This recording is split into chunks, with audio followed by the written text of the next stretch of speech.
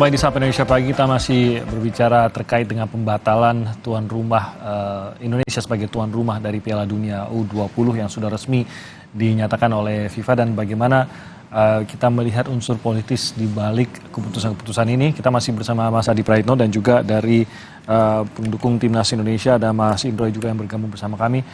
Sekedar catatan saja untuk pemirsa, ada sebenarnya opini yang menarik di halaman 6 harian Kompas yang mengingatkan kita mengenai peristiwa-peristiwa olahraga besar seperti Olimpiade, Piala Dunia, dan lain-lain, dan bagaimana seringkali tidak terlepas dari politik, pesan-pesan politik yang dibawa baik itu oleh atletnya itu sendiri ataupun tindakan-tindakan hukum di luar itu. Ada tindakan terorisme juga yang akhirnya membawa agenda politik dan lain-lain lah. Kita bisa melihat sejarahnya di sini.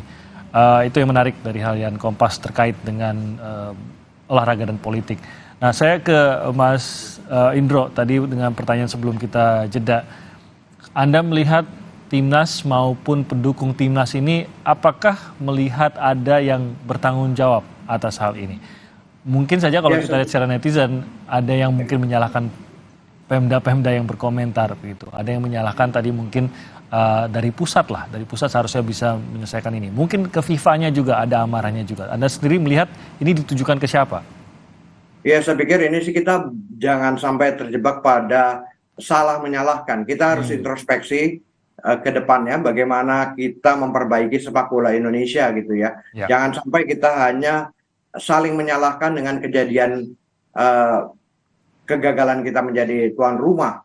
Tapi kita harus lihat bahwa dengan kegagalan ini apa yang harus diperbaiki ke depannya. Bagaimana sepak bola kita harusnya bisa mencapai Piala Dunia melalui babak kualifikasi, bukan hanya privilege tentang bagaimana tuan rumah gitu ke depannya. Makanya harus dibangun bagaimana sistem sepak bola Indonesia, dibuat blueprint sepak bola Indonesia ke depannya, baik blueprint jarak menengah, jarak pendek, dan juga jarak panjang gitu ya. Blueprint sepak bola Indonesia. Nah, ini yang harus kita lihat seperti itu. Bagaimana juga dengan penanganan kasus Kanjuruhan misalnya. Ini harus diperbaiki juga. Saya pikir bahwa vonis-vonis kemarin kan ini tidak memuaskan juga bagi banyak pihak, apalagi korban. Nah, ini juga harus dilihat sebagai faktor perbaikan sepak bola Indonesia. Dan bagaimana ke depannya, saya pikir ini lebih harus menjadi fokus kita gitu. Jangan kita saling menyalahkan terhadap kejadian ini sehingga kita melupakan langkah-langkah strategis yang harus kita lakukan untuk memperbaiki sepak bola Indonesia. Oke, kita harus memperbaiki mental dari para pemain yang merasa gagal, merasa sudah capek-capek namun gagal. Kita harus memperbaiki itu, lalu kita buat langkah-langkah lanjutan untuk sepak bola Indonesia sehingga mereka kembali bisa merasakan atmosfer Piala Dunia yang dilakukan melalui kualifikasi. Ini pasti mempengaruhi semangat Timnas khususnya dan bahkan mungkin para pendukungnya juga gitu. Menurut Anda, apakah benar bahwa ini bukan hanya menimbulkan kekecewaan tapi menimbulkan luka juga yang akhirnya mungkin akan memakan waktu untuk bisa benar-benar pulih, benar-benar bisa berprestasi, mau bukan berprestasi lah ya, tapi performanya kembali optimal, semangatnya kembali lagi ke semangat yang tinggi. Apakah memang ada luka yang tersisa khususnya untuk Timnas di sini menurut Anda, Mas Indro? Bisa jadi. Tapi ini yang harus bisa diperbaiki ya. Bagaimana kita memperbaiki moral dari para pemain kita tersebut gitu untuk kembali fokus ke dalam sepak bola gitu. Untuk fokus ke dalam sepak bola itu dengan perbaikan sistem, baik melalui liga yang semakin baik itu ke depannya, lalu bagaimana juga dengan pengembangan sepak bola muda gitu ya, usia dini. Ini harus ada ditunjukkan gitu perbaikan-perbaikan tersebut sehingga moral dari para pemain bisa kembali untuk bahwa ada harapan kita menembus Piala Dunia dengan langkah-langkah yang benar ya, bukan dari privilege saja gitu. Oke, saya ke Mas Adi. Masyarakat juga ingin tahu sebenarnya lagi-lagi kok komentar khususnya para pemerintah daerah itu mengapa bisa mengejutkan? Dalam arti begini, sebenarnya kan kalau kita lihat ini juga beberapa kepala daerah yang berkomentar atau bahkan menolak itu masih satu kelompok lah dengan katakanlah penguasa atau Pak Jokowi di sini yang memang kita lihat ingin sekali bisa menghelat Piala Dunia U20 ini dengan lancar, seharusnya bisa gitu. Ini bisa diatasi dari pusat dan tidak ada sesuatu yang mengejutkan gitu. Jadi apa yang salah di sini? Kok tidak bisa? Padahal ini bukan dari mana-mana loh, bukan dari oposisi, bukan dari mana-mana. Kok ini malah nggak bisa gitu, Mas Adi? Ya, itu tadi, Mas, yang sampai sekarang menjadi tanda tanya publik dan belum clear.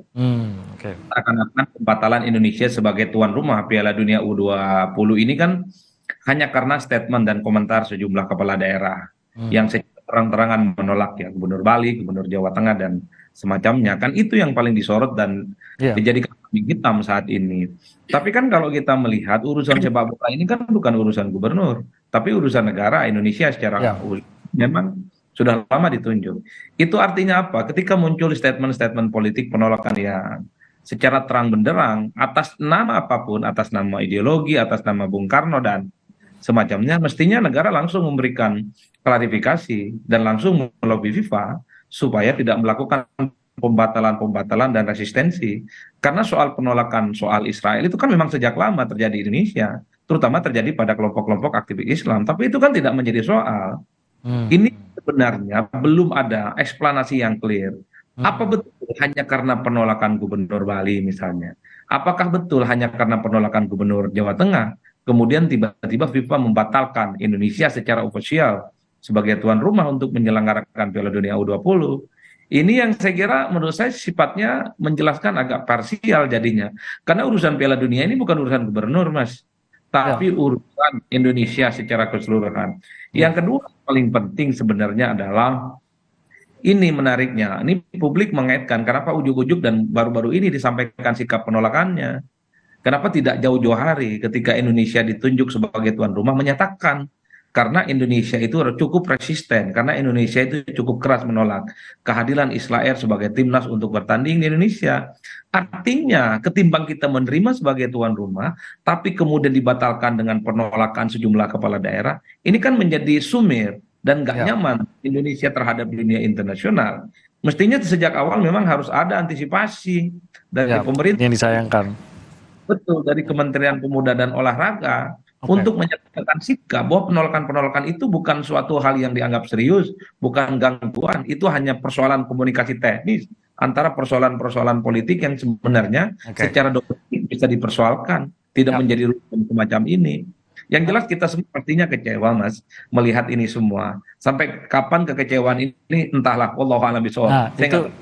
Itu yang saya ingin tahu juga, karena kalau saya lihat-lihat saja begitu komentarnya baik di artikel maupun di media sosial seperti yang saya bilang tadi, di akun-akun yang masih ada keterkaitannya dengan isu ini, itu luar biasa, Mas Hadi.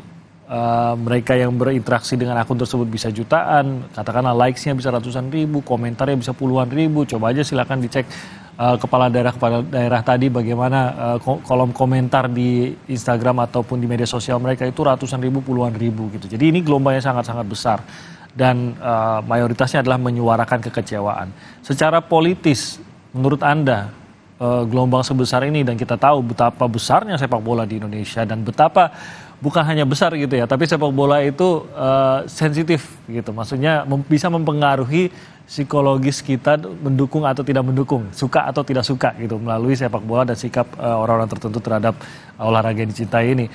Menurut Anda apakah akan ada efek politiknya baik bagi partai maupun tokoh tertentu yang dianggap terlibat langsung dalam apa yang terjadi terhadap U20 kita ini, Mas Adi? Ya, kalau kita melihat memori masyarakat kita yang cukup pendek, kok rasa-rasanya event politik seperti pembatalan Indonesia sebagai tuan rumah dan mencari kambing hitamnya siapa, rasa-rasanya juga tidak akan menjadi hukuman bagi partai ataupun sosok yang jelas-jelas dianggap menjadi biang kerok. Akan lupa ujung-ujungnya gitu ya. Betul, misalnya kita ingat PDIP itu kan misalnya dianggap sebagai partai politik yang berjarak dengan umat Islam, anti ulama dan seterusnya dan seterusnya. Tapi dalam pemilu menang 2 kali, pileg dan pilpresnya.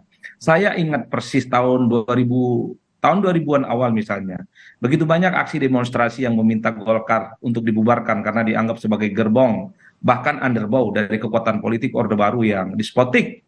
Tapi kita tahu juga hasil Pileg 2004 maksud saya, menempatkan Golkar sebagai pemenang pemilu.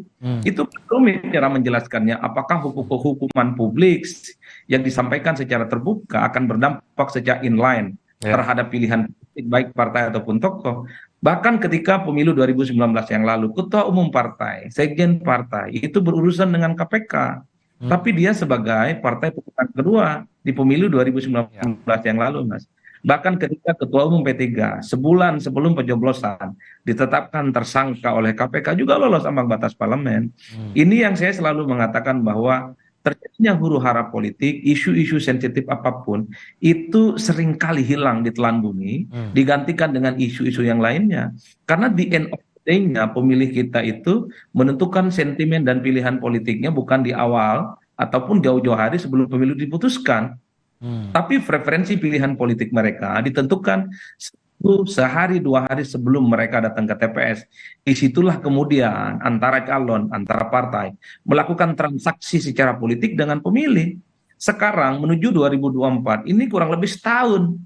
Bulan depan itu isunya sudah berubah. 3 bulan depan isunya sudah berubah. Pasti isu tentang 340 triliun transaksi mencurigakan itu jauh lebih mengemuka, lebih booming, apalagi misalnya DPR misalnya nanti membentuk pansus, saya kira isu sepak bola ini akan kemudian hilang di telan bumi. Cuman satu hal yang menurut saya menarik, Mas. Dulu kalau kita melihat sebelum pembatalan Indonesia sebagai tuan rumah Piala Dunia U20 misalnya, yang menolak keras kedatangan timnas Israel itu adalah mereka misalnya pendukung Anies Baswedan. Sementara yang mendukung datang adalah mereka yang pro Ganjar Pranowo dan Jokowi. Sekarang sebaliknya, ketika timnas Israel ditolak dan berujung misalnya pembatalan soal Indonesia sebagai tuan rumah, yang dibully itu adalah Ganjar Pranowo karena dianggap menjadi salah satu gubernur yang memberikan statement kelas terhadap penolakan itu. Ini yang menurut saya, dan yang membuli itu adalah kelompok-kelompok yang anti pemerintah, kelompok-kelompok yang selama ini memang tidak terafiliasi gitu loh, Mas. Ini yang saya kira memang politik itu rumit. Kadang hari ini berbeda, besok pun juga akan menjadi kawan lama atau sama-sama sahabat dekatnya. Sama-sama riding the wind, lihat kemana angin berembus lah gitu untuk kedua. Betul. Dan kalau dilihat rata-rata sebenarnya ini kan terjadi perang saudara kalau mau jujur. Di kubu pemerintah kan juga tidak seragam statement-statement politiknya. Misalnya kalau kita Erick Thohir itu juga sangat nggak nyaman tentu saja dengan pembatalan ini. Kita tahu Erick Thohir itu adalah orang yang selalu ingin dikait-kaitkan dengan Ganjar Pranowo dan berduet. Sementara Ganjarnya dipilih, Eriknya tidak. Begitupun dengan kelompok-kelompok Islam itu jelas, Mas, menolak timnas Israel. Tapi yang lainnya mereka tetap saja mempergunakan isu ini gitu ya akhirnya. Iya, ini kan sebagai asupan politik yang menurut saya sifatnya sesaat, dan yang paling diingat itu adalah mereka yang dianggap menolak Israel datang ke Indonesia menjadi biang kerok kegagalan Indonesia sebagai tuan rumah. Yang lain dilupakan, Mas. Oke, Mas Adi. Baik, saya ke Mas Indro. Terakhir, ini satu pukulan kita tidak menjadi tuan rumah. Kita menanti pukulan berikutnya nih, Mas Indro. Adanya sanksi dari FIFA. Apa yang Anda lihat bisa terjadi pada persepak bolaan kita, terutama kalau memang adanya sanksi sebelum kita bahkan tahu sanksi seperti apa yang akan dijatuhkan? Ya, sanksi yang jelas adalah bahwa kita tidak bisa juga berlaga di Piala Dunia U20 ya, karena tentunya akan diserahkan kepada tuan rumah gitu ya nantinya gitu ya. Itu sanksi pertama. Lalu juga bagaimana kemungkinan sanksi-sanksi yang kedepannya bisa didapat bahwa kita tidak bisa masuk ke dalam agenda atau kalender FIFA gitu. Tapi saya berharap sih bahwa sanksi ini jangan sanksi yang besar gitu ya, gitu. Dimana kita ini harusnya bisa menjadi alat introspeksi kita untuk memperbaiki sepak bola Indonesia ke depannya. Kalau sampai menghalangi timnas untuk bertanding misalkan atau menghalangi keikutsertaan, apakah ini akan bisa melukai juga prestasi maupun performa timnas kita? Ya, saya sih berharap tidak sampai seperti itu ya, bahwa misalnya kita mempengaruhi timnas senior kita berlaga di Piala Asia gitu misalnya. Ini jangan sampai seperti itu gitu. Ataupun piala lainnya gitu. Nah, ini yang saya pikir juga harus menjadi antisipasi bagi PSSI gitu untuk tetap melobi FIFA untuk tidak menerapkan sanksi yang keras terhadap kejadian ini, karena ini kan momennya panjang sekali ya, mulai dari tadi masuknya kita sebagai bidding Piala Dunia, lalu juga masuknya timnas Israel hingga sekarang gitu. Ini kan proses panjang dan betul kata Mas Adi gitu, kita harus melihat apakah hanya karena statement-statement dari gubernur ini digagalkan gitu, atau ada hal-hal lain gitu, misalnya bagaimana kesiapan stadion kita, bagaimana juga kesiapan dari teknis yang lain gitu ya. Ini kan sebenarnya jangan sampai sanksi ini menjadi sanksi yang berat gitu bagi kita. Nah, ini yang dan juga ada janji dari FIFA yang tetap melakukan transformasi sepak bola Indonesia. Ini harus menjadi pegangan kita gitu, bahwa perbaikan sepak bola itu harus tetap dilakukan gitu, Mas. Kita harus tetap menjaga semangat dari timnas kita khususnya, dan bagaimana kita bisa menjaganya tentu kita akan melihat bagaimana menanggapi atau kita mengatasi dari kegagalan untuk menyelenggarakan Piala Dunia U20 ini, karena kita tidak ingin sampai mengorbankan persepak bolaan Indonesia itu sendiri. Kita justru ingin maju, kita ingin bisa benar-benar menjadi tuan rumah dari Piala Dunia, bahkan Piala Dunia Senior suatu hari nanti. Mas Indro, terima kasih banyak sudah bergabung bersama kami. Mas Adi, terima kasih. Mas Adi sudah bergabung bersama kami pada pagi hari ini. Salam sehat untuk Anda, Mas Indro dan juga Mas Adi. Saudara, musyawarah